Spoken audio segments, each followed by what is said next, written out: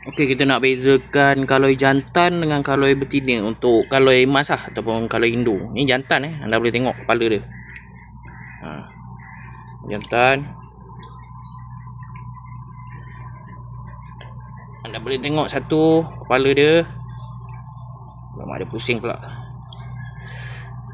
Kaloi emas ataupun kaloi Indo ni ni 12 inci plus. Boleh tengok kepala dia. Jantan.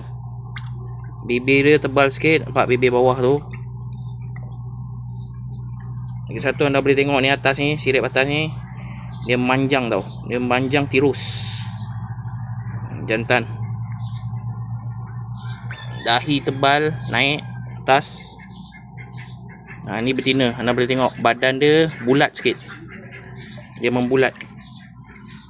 Dia ada apa? Ada dahi tapi dia tak macam jantan tu, nampak? Timbul. Ni dahi dia tak naik. Ada, nampak sikit ni. Ada dahi ni. Badan dia bulat, sirip atas ni dia macam membulat. Dia tak panjang. Cara nak bezakan dia, dia membulat tengok badan dia. Bawah ni bulat, atas ni memanjang. Jantan badan memanjang, betina dia membulat. Dia ada ni. Apa? Dahi ada, tapi dia kecil. Lepas tu bibir dia tak tebal.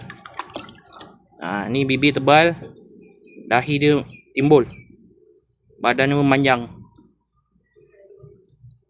Lepas tu sirip atas dia memanjang, tirus. Baik. Ni sirip atas ni membulat. Membulat. Jantan betina. Okey.